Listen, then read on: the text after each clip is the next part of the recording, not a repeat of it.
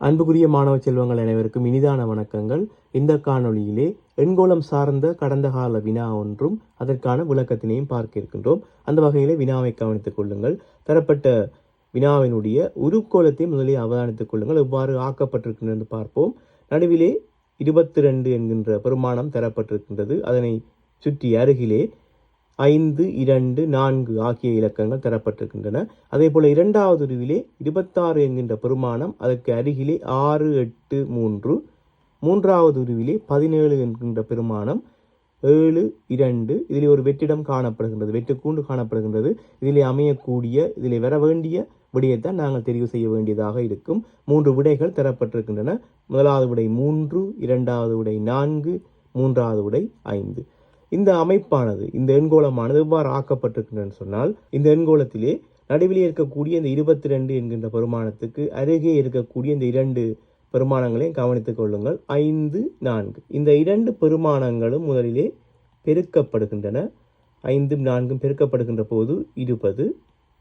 பெருக்கப்பட்ட பின்னர் மேலே இருக்கக்கூடிய அந்த இலக்கம், மேலே இருக்கக்கூடிய அந்த பெருமானமானது இங்கு பெறப்பட்ட விடையோடு கூட்டப்படுகின்றது.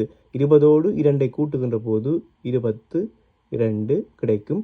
இதில் இருக்கக்கூடிய இந்த பெருமானம் தான் முதலாவது எண்கோளத்திலே நடுவிலே காணப்படுகின்றது. இதே ஒழுங்குமுறையிலே இரண்டாவது வடிவத்தினையும் பார்ப்போம். 6ம் 3ம் பெருக்க வேண்டும். 6னையும் 3னையும் பெருக்க வேண்டும். பெருக்கின்ற போது கிடைக்கக்கூடிய விடையானது 18. 18ஓடு மேலே உள்ள 8னை கூட்ட வேண்டும். 18ஓடு 8ஐ கூட்டுகின்ற போது எங்களுக்கு 26 பெருமானமாக கிடைக்கும். 26 விடையாக கிடைக்கும்.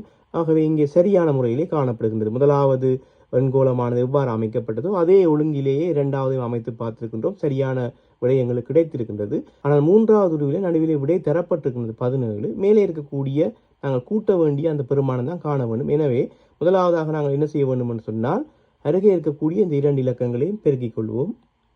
7னையும் 2னையும் பெருக்கிக் கொள்வோம். 14.